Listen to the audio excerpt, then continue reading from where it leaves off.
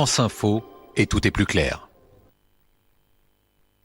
Bonjour à tous et bon réveil. Bienvenue sur France Info. Et Julien Gall est avec nous. Bonjour. Bonjour Sébastien, bonjour à tous. C'est lui qui a préparé la première demi-heure d'actualité de cette matinale consacrée notamment à ce pic épidémique aux Antilles. Oui Sébastien, une forte augmentation du nombre de cas de Covid-19 avec un confinement strict aux Antilles, un couvre-feu prolongé à La Réunion et puis la visite d'Olivier Véran au CHU de Fort-de-France. On vous parle de tout cela dans cette demi-heure d'information. À suivre donc les images, les reportages, la presse quotidienne régionale aussi qu'a décortiqué Julien, et on va se retrouver tous ensemble pour votre matinale dans une petite demi-heure. Bon vendredi matin, bon réveil, à tout à l'heure.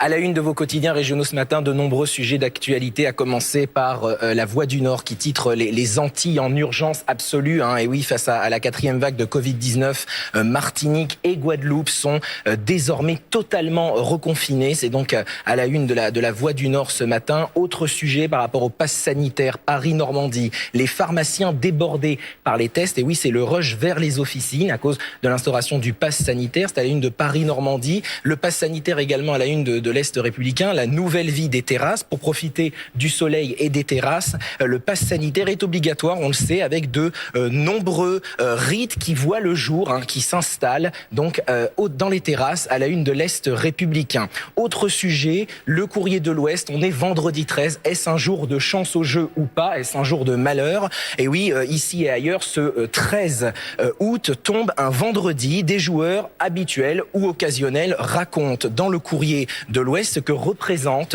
pour eux ce moment du calendrier un peu particulier, on le sait.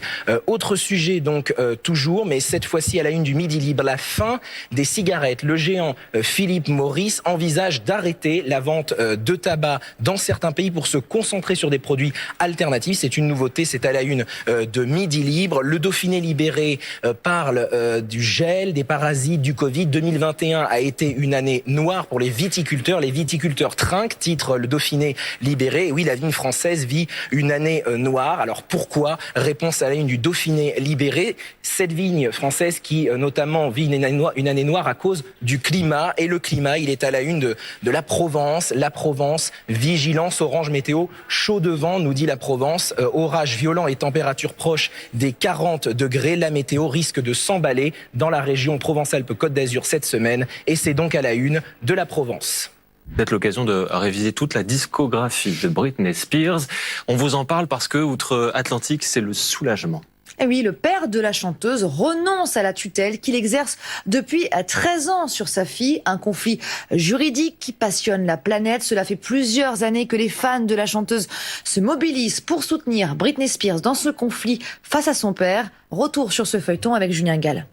C'est peut-être la fin d'une bataille juridique ultra médiatisée entre un père et sa fille. Jamie Spears, le père de la chanteuse Britney Spears, annonce par la voix de ses avocats qu'il renonce à assumer la tutelle de sa fille. Monsieur Spears a l'intention de travailler avec la Cour pour préparer une transition en douceur vers un nouveau tuteur. En 2008, l'état de santé mentale et les différentes addictions de la star de la pop avaient suscité des inquiétudes. Elle avait alors été placée sous la tutelle de son père qui avait tout contrôle sur ses finances. L'interprète de Baby One More Time, âgée de 39 ans aujourd'hui, assure prendre des médicaments pour contrôler son comportement et dénonce les abus de cette mesure. Son avocat, lui, continue d'affirmer que le père de Britney Spears a dilapidé la fortune personnelle de sa fille. Nous allons continuer notre enquête sur le comportement de Monsieur Spears ces 13 dernières années, pendant qu'il récoltait des millions de dollars de biens de notre cliente. Depuis des années, de nombreux fans militent à travers des rassemblements de rue ou sur les réseaux sociaux pour la levée de la tutelle de la chanteuse. Le père de Britney Spears n'a pas précisé exactement quand est-ce qu'il comptait quitter son rôle de tuteur.